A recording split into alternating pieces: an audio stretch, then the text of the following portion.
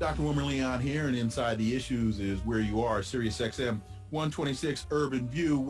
There are gaping holes in the Western narrative about this Russia-Ukrainian conflict. Gaping holes. And Americans, I believe, are being intentionally misled by MSNBC, CNN, the New York Times, in order to manufacture consent, the same way that consent was manufactured and we were lied to about Afghanistan, Iraq, Libya, and Syria, just to name a few. But it amazes me that no matter how many times as Americans we see this movie, we watch it time and time again, and we still expect different outcomes. We still trust the narrative that we're given. We don't even question it. And now in this country, it is becoming harder and harder to even question the narrative. And the analogy that I use, and you all have heard me say this before, is to me, it's like watching The Godfather, which is one of my favorite films. And every time I watch The Godfather, every time Sonny gets in the car to go to the causeway, Sonny never comes back. And no matter how many times you watch the movie, Sonny Corleone isn't coming back off that causeway. But I yell at the screen, Sonny, don't go, Sonny, don't go. And he gets in the car and goes every time. We've seen this movie so many times, folks. And so with that, there was an interesting piece in the Washington Post early this week entitled, Official Says Battle Continues in Key City, Rebuffing Russian Claim of Control. Russian forces continued their deadly assault in key Ukrainian areas, prompting some local leaders to warn that their cities were near the breaking point. There was also this story from, I think, Thursday. Nuclear catastrophe narrowly averted as Russia presses siege of Ukrainian cities. I want to get some better insight into all of this, especially the nuclear catastrophe story, because that one made no sense to me as soon as I heard it. And so I reached out to my next guest for some clarity. He's an American citizen living in Crimea. He writes about and reports on the events in the region. He is Regis Tremblay. Regis, welcome to Inside the Issues. Well, thank you, Wilmer. I'm very, very happy and pleased to be with you. And I want to reiterate, you're joining us from Crimea. You're on the ground. Am I right in my intro when I say that there are gaping holes in the U.S. narrative, and that those gaping holes, there are lies by omission, there are lies by commission, and the intent is to manufacture consent of the American people? Well, I think it's worse than gaping holes. There's an impenetrable wall that does not allow the truth to enter into any of the discourse in mainstream media in the United States. It's just an impenetrable wall, and it's very difficult to break through. So, as you mentioned, I am living in the Crimea in the city of Yalta, famous for the 1945 Yalta Conference between FDR, Stalin, and what's the name from Britain? Churchill. Right. So, yes, I have been here now for 2 years. I've been following everything that's happening on the ground in the Russian Federation. And of course, in the last month or two, three, I've been very closely following the events that are unfolding in Ukraine. I have been to Ukraine. I've been to Odessa. It's a seaport. I have been to the Donbass region, Donetsk and Lugansk, that are at the center of attention right now. I have made films and interviews of many, many people documenting what I have seen with my own eyes, and have tried to communicate the truth of what I have discovered on this side of the divide. When I spoke to you Wednesday, let's start about the description. Russian forces Wednesday continued their deadly assault in key Ukraine areas. I know that you took issue with that description. Yeah. I have to say that the Russian military has exercised extreme patience and caution and deliberation since they intervened in Ukraine last week. In fact, the Russian forces have taken casualties, deaths, and injuries because they have used such caution to avoid civilian deaths and the destruction of civilian infrastructure. It is a complete bald-faced lie to insinuate or to say that Russia has been involved in this invasion, this massive invasion that is being described like the United States shock and awe in Iraq, where they destroyed not only all of the infrastructure, not military, civilian, but they killed some 1 million people. And this has not been the Russian strategy whatsoever. They have proceeded with absolute caution. What they have been doing, Wilmer, is they've been surrounding, encircling certain major cities. Kiev, the capital, is one. In the Black Coast region, they have encircled the city of Mariupol, where the fiercest fighting has been taking place, and some terrible atrocities occurred there today. In fact, let me jump in real quick, because when you say fierce fighting has been taking place, the way that the narrative is being portrayed here is that it's Ukrainian forces, the Ukrainian military fighting the Russian military. But from those I've talked to, they're telling me no, for a very big part, not totally, but for a very big part, the Ukrainian army is standing down, and it's the Western United States-backed Nazis that are the ones that are really engaging in and confronting the Russian army. Well, I think I can agree with you on that. Okay. Many of the Ukrainian Army, National Guard, have accepted the Russian offer to lay down your arms peacefully and return to your homes, and nothing will happen. But there have been firefights, and some of them intense, between some of the Ukrainian army and the Russian Federation, as well as the forces from Donetsk and Lugansk. Now, you mentioned the Nazis, and this is something that most Americans I know just cannot believe. The Ukrainian government has really been influenced. I would almost go far as to say taken over by this neo-Nazi influence. Its birthplace is in the west of Ukraine. They are the descendants and followers of Stepan Bandera, who with thousands of his followers joined the Nazi army. And in a couple of days, just a couple of days, they exterminated some 50,000 Poles, Russians, and Jews. You're talking about during World War II.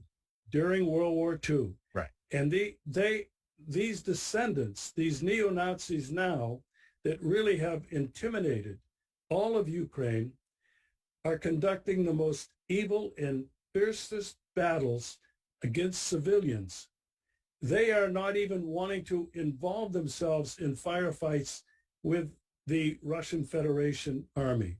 What they've been doing is they've been holed up in cities like Mariupol and Kiev and Kharkov, and they are taking civilian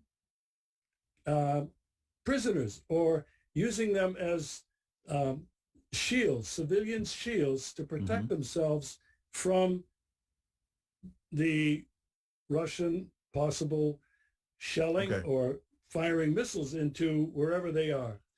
Let me jump in and because I'm up against the clock, and I want to be sure that people understand this point. We're not saying that the Russian we're not saying that the Ukrainian government is run by Nazis. We're not saying that Zelensky is a Nazi. That's not what we're saying. He is Jewish. He is not a Nazi. But the United States funding and training and encouraging this fascist, nationalist, Nazi element has empowered and emboldened them. Victoria Nuland has been involved in doing this, hence the Maidan coup of 2014. And now Zelensky finds himself between a couple of rocks and a hard place. He finds himself between the United States and Russia, and he finds himself between the Nazi Bandera Azov Brigade element and his own people. He's been triangulated to a great degree. Is that fair to say? Yeah. That is absolutely fair to say. In fact, Zelensky was on television today. I saw it on Russian television, completely unhinged. He was criticizing NATO and the EU for being weak because they didn't come in and support him. They did send him lethal weapons. When we come back, I want to ask you the question, has Zelensky been played by NATO and by the United States? Because I've been saying this really isn't about Ukraine as a country. It's about Ukraine as a pawn for NATO and the United States. And Zelensky put his money on the wrong team, as the Kurds did when George W. Bush convinced them to go and fight Saddam, and they got their hind parts kicked, and the United States was nowhere to be found. Is that fair to say? Yes, that's absolutely fair to say. Folks, we're at 15 past the hour. Dr. Wilmer Leon here. Inside the Issues is where you are. Regis Tremblay is my guest. He's joining us from the Crimea.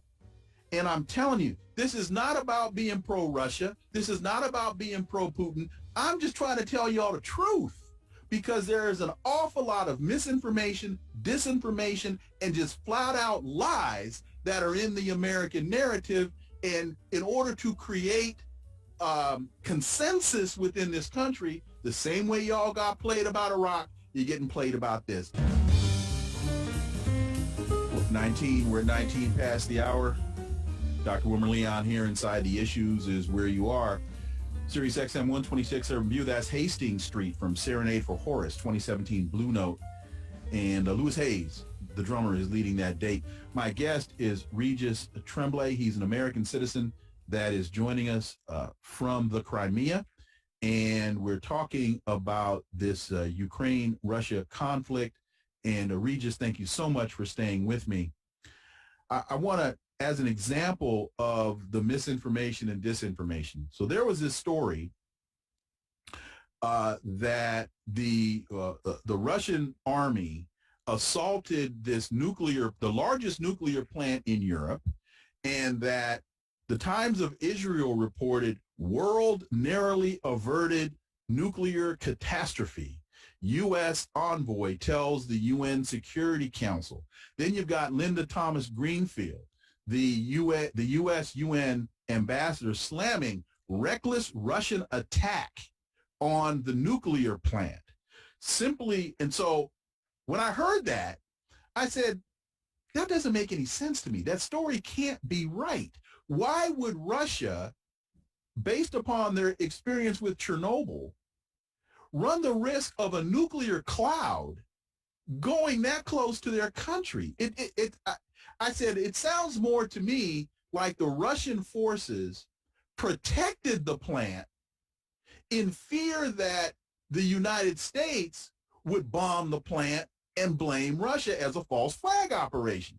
So what I find out from my research is that the Russian army surrounded the plant, the workers are still producing electricity, and that it was these Western forces, these Nazi forces, that attacked the Russian army, and the Russian army returned fire. And as the Nazis were retreating, they started fires off to an adjacent location near the plant, Regis, I'll throw to you. Well, Dr. Leon, that's an old story here in the Russian Federation. You're pretty much right in terms of what happened, but I have to tell you, part of Russia's plan, and it was very well thought out, and it wasn't Putin's plan. It was Putin's National Security Council. It was the Russian military. It was a number of advisors. They have anticipated every possible outcome of what could happen in Ukraine and with this intervention. There are a number of nuclear power plants in Ukraine, including Chernobyl and Zaporizhzhia, which is the one you're talking about. It's the largest. What Russia did is they paratrooped in forces around all of those nuclear plants to protect them, because they knew that they could be used against them and for propaganda around the world. What happened the other night, the Russian forces have surrounded this power plant, and they had regular patrols during the night, Russian patrols patrolling the perimeter of this plant. They came under fire from Ukrainian or Nazi saboteurs who wanted to sabotage this power plant. They fired some kind of, whatever it wasn't a missile, but some kind of fire. Who fired? Who fired? Who's the Ukrainian side, whether it was Ukrainian or Nazis, and it started a small fire in an administration building, not even close, remote. I mean, it was on the property, but not close to the 5 reactors. These saboteurs were eliminated. They did not retreat. They did not survive. Okay.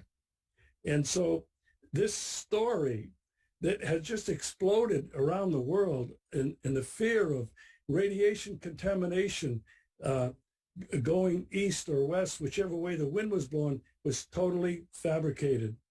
It was a categorical lie. There was no truth to it whatsoever. And as you said, Dr. Leon, why would Russia do this?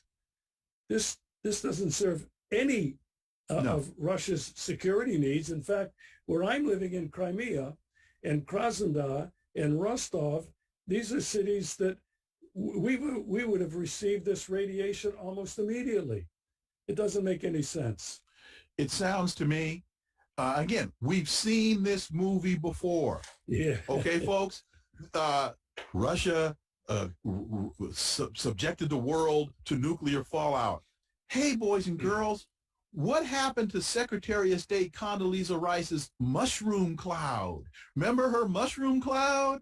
And then you had Douglas Feith defending her mushroom cloud claim, saying it wasn't a gaffe, nor was it a lie.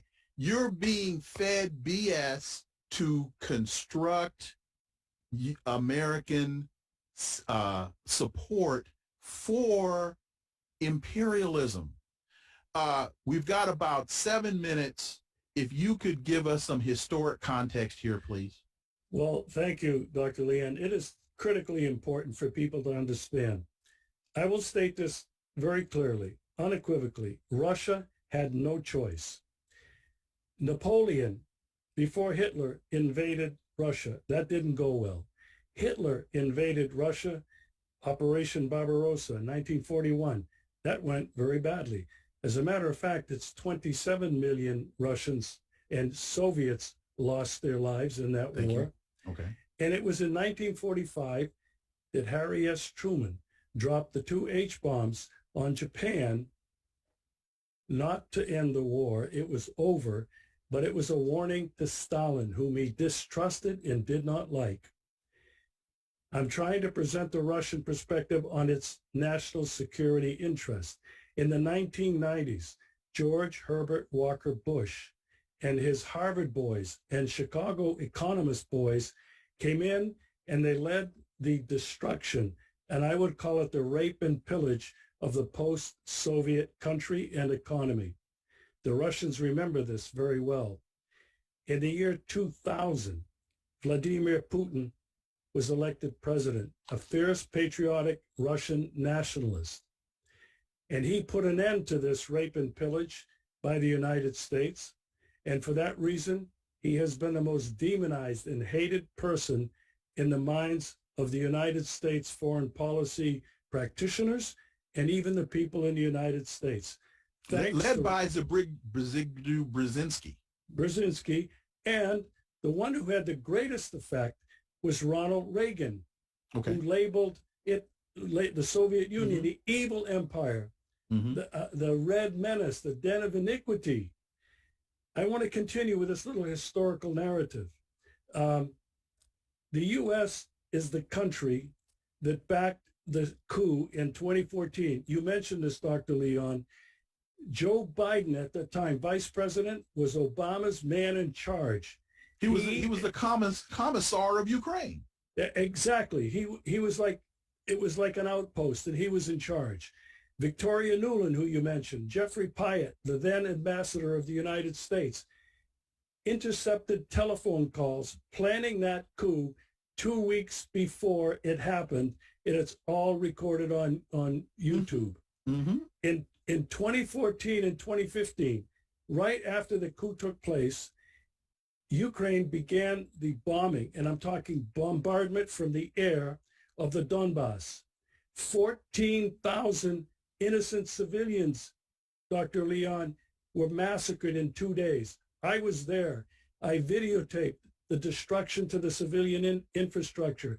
I videotaped and filmed these mass burial grounds. It was the United States that started this whole catastrophe, this unfortunate affair in 2014. And what Russian people are saying now, Dr. Leon, is Putin made a mistake, that he did not intervene in 2014.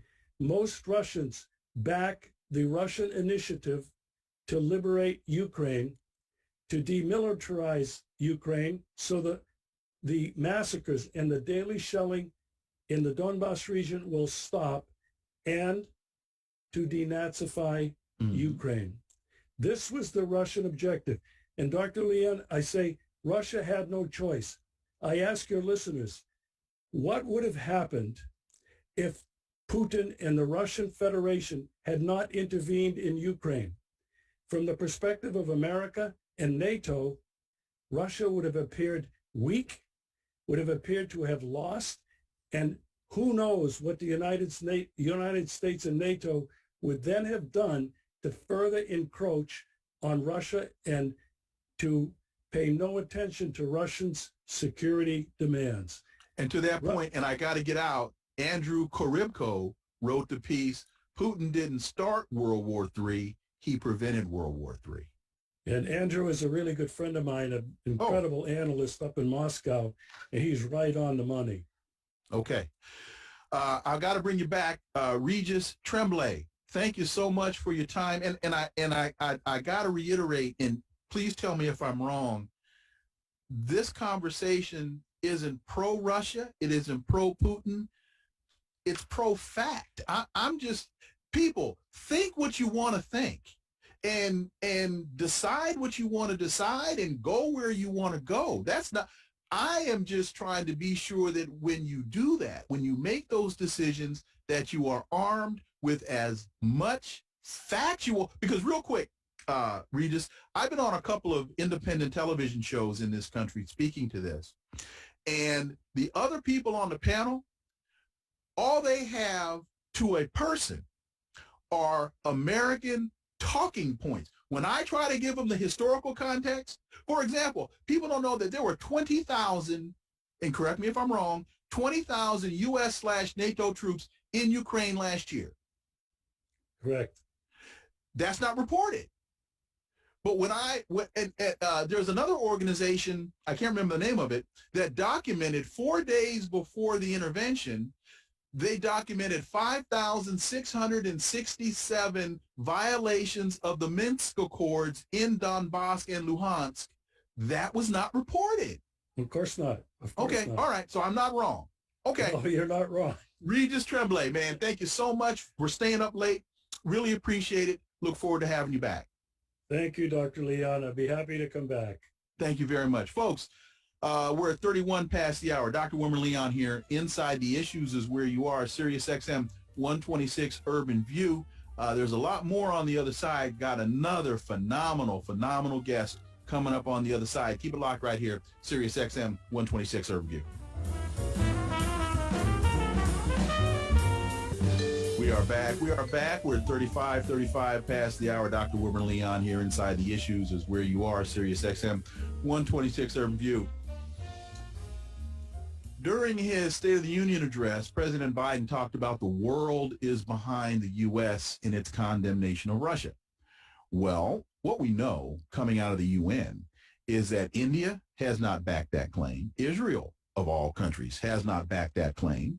Not one Muslim country has backed that claim. China, Venezuela, Iran have not backed that claim. So how does Joe Biden see the world? Well, for insight, let's talk with my next guest. He's the country's foremost authority on the cycles of change. Over the past quarter century, he has developed an unparalleled record in covering and predicting the main economic and security developments of the world. During his 24 years as a senior foreign correspondent for the Washington Times and the United Press International, he reported from more than 70 countries, 70 nations, and covered 12 wars. He has received 3 Pulitzer Prize nominations for international reporting. He's a senior fellow at the American University in Moscow. He has specialized in U.S. and global economic issues. He is Martin Sieff. Marty, welcome back to Inside the Issues.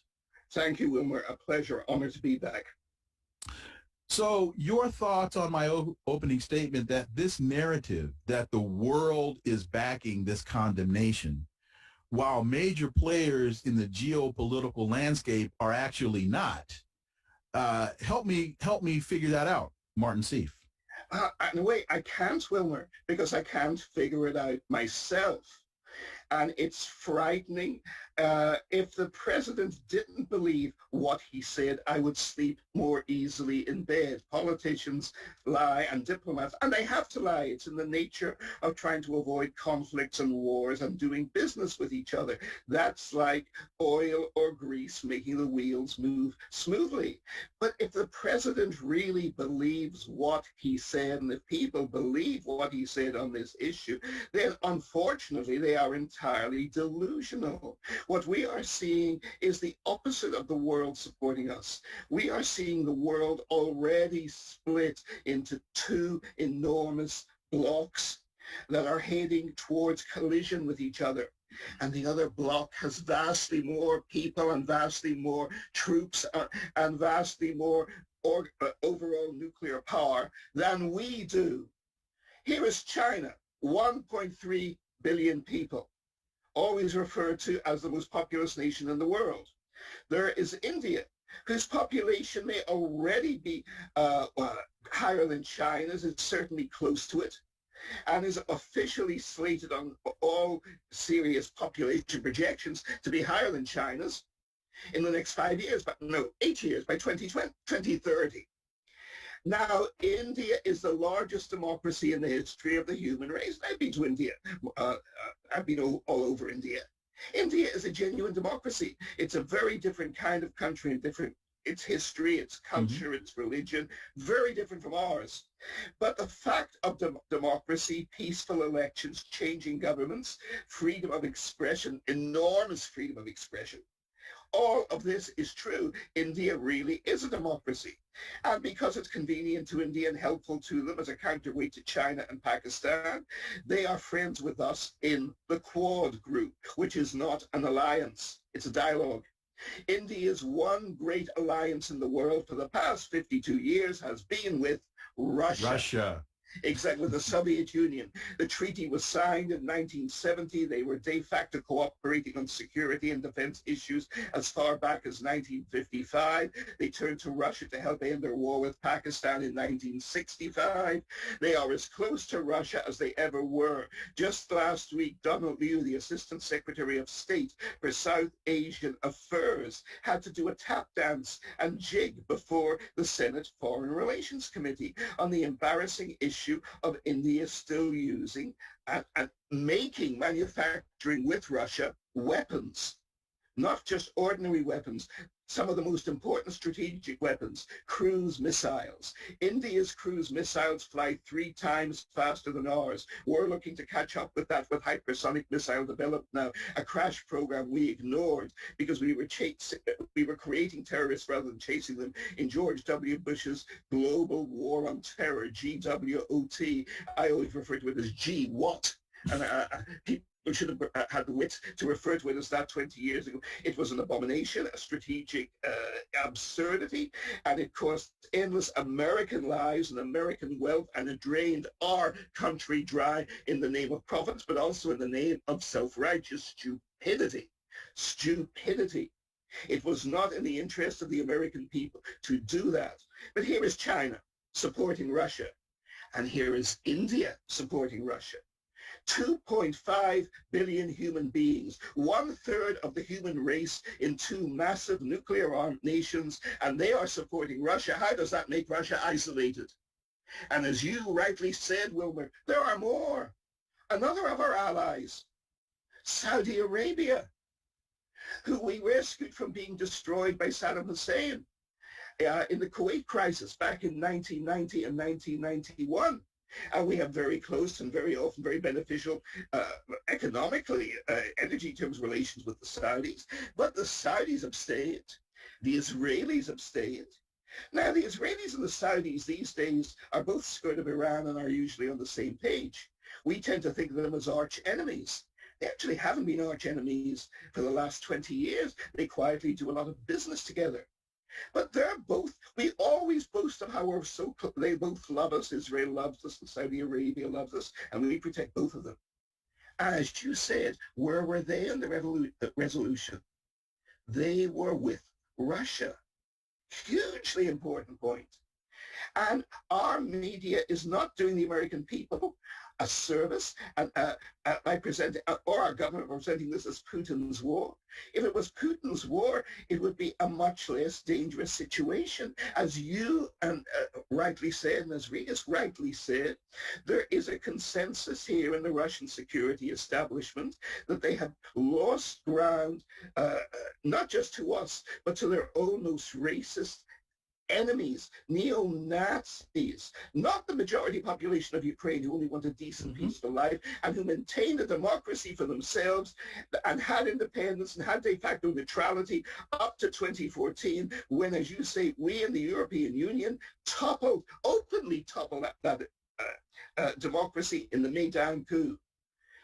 Undersecretary for Policy today, Victoria Nuland, already a senior State Department official in 2014, openly walked the streets of Kiev and handed out cookies to violent demonstrators who were seeking to topple a democratic, constitutional, peaceful nation's government in the heart of Europe, and they succeeded. Now, we usually turn a blind eye when this kind of behavior is manipulated all across Latin America, all across Africa, all across the Middle East.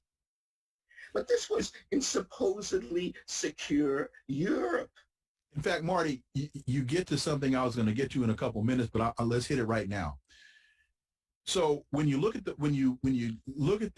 historic record, 1990, James Baker, then Secretary of State, tells Gorbachev that if you agree to the reunification of Germany, NATO will not move any further east. And so Russia agrees to that condition. It was a verbal agreement, folks understood, but an agreement amongst statesmen nonetheless. Well, when you look at the map now, Estonia, Latvia, Lithuania, Poland, Romania, Bulgaria, Turkey, those are all NATO countries surrounding Russia. Here's my question.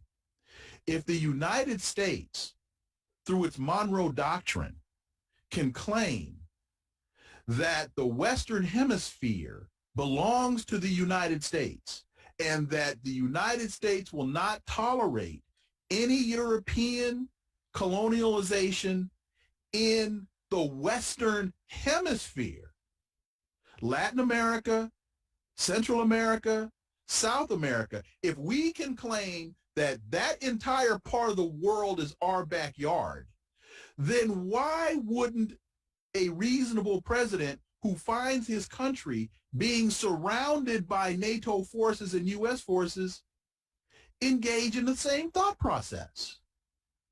Marty, if it's good for the goose, shouldn't it be good for the gander? And am I wrong in drawing that comparison?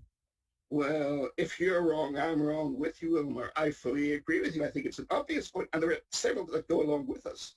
In our history, since the revolution, we have never been seriously invaded from Mexico.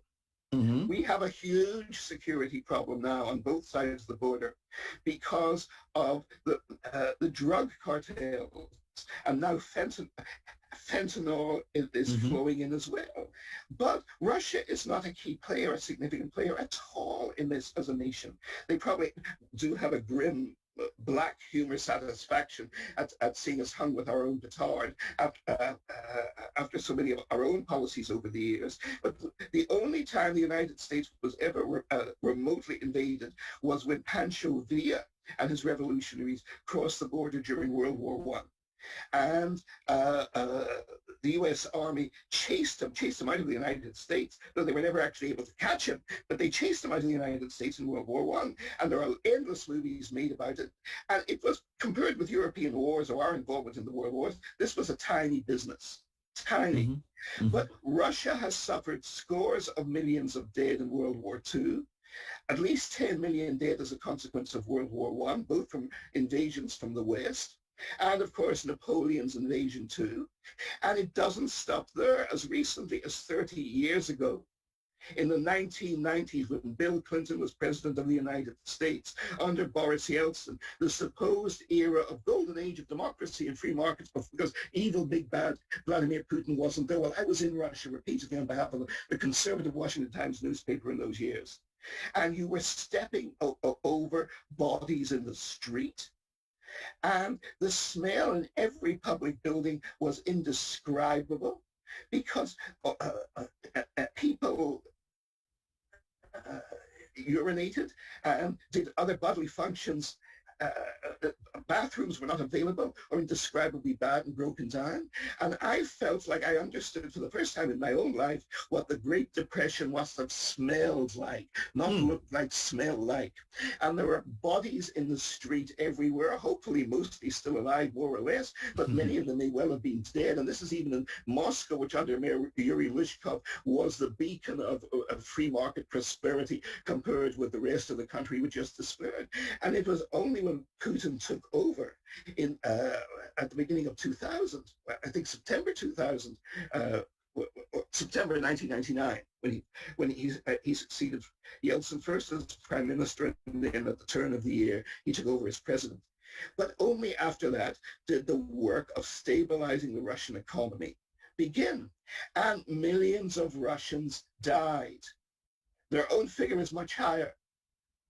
I have no doubt that millions of Russians died because I saw dead people in the streets of even the most prosperous cities myself, everybody dead, unless you close your eyes to it, which of course a handful of people did do.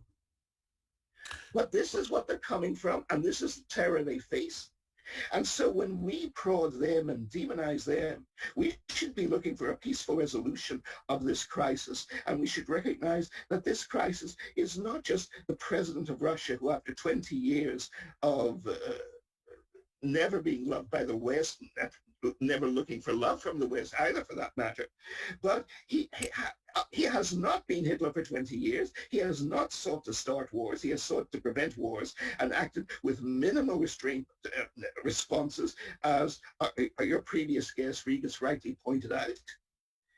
What makes this so dangerous is precisely that Putin represents the consensus of his own foreign policy establishment. There is opposition to the war already on the streets of Moscow. The government is cracking down on that. They want to preempt any manipulated revolution that they have seen succeed from their perspective far too often in surrounding countries. They believe their survival and national security is at stake. The great British historian and war correspondent Philip Knightley decades ago wrote how The reporting of war is always manipulated by governments and often contains outright lies. And he called his book The First Casualty because Philip Knightley warned us that truth is the first casualty of war.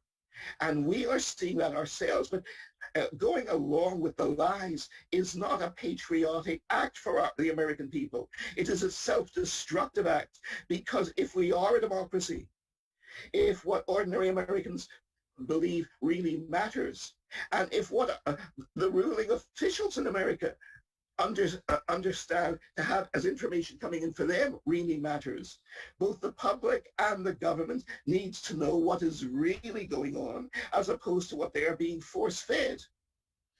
Let me ask you this quickly, because we've got just about 9 minutes left. NATO.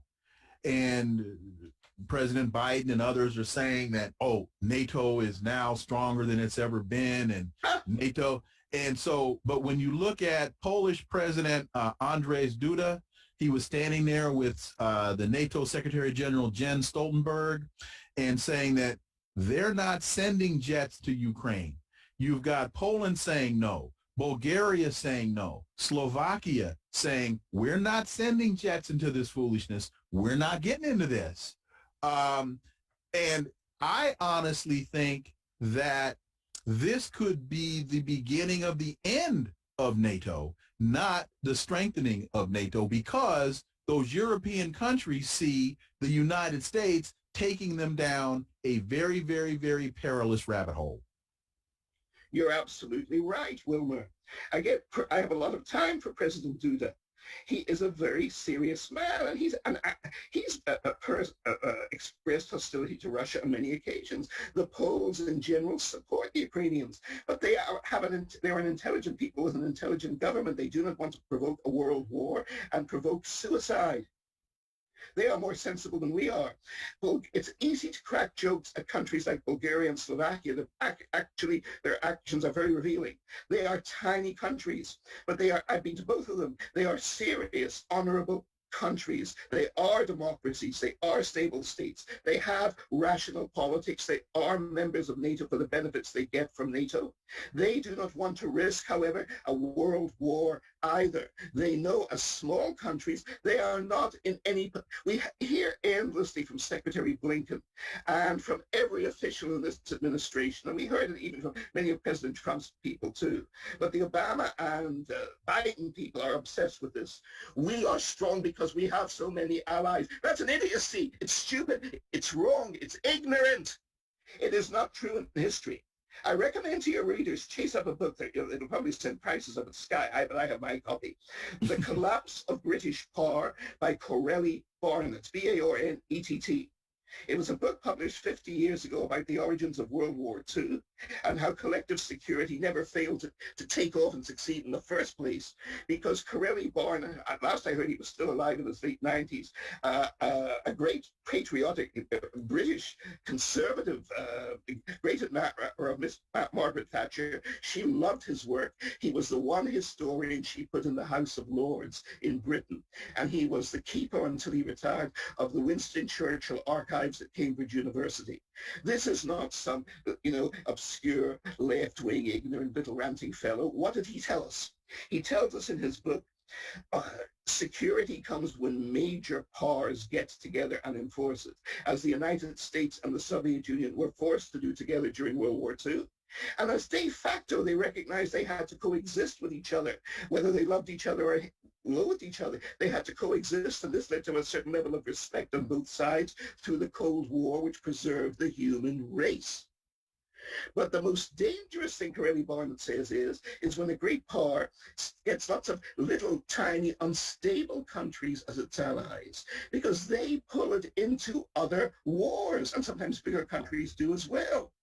And this is how world wars start. Britain came into World War I because of Belgium, and the British Empire was destroyed. Russia came into World War I because to defend Serbia, a Orthodox nation, and the Tsarist Empire was destroyed.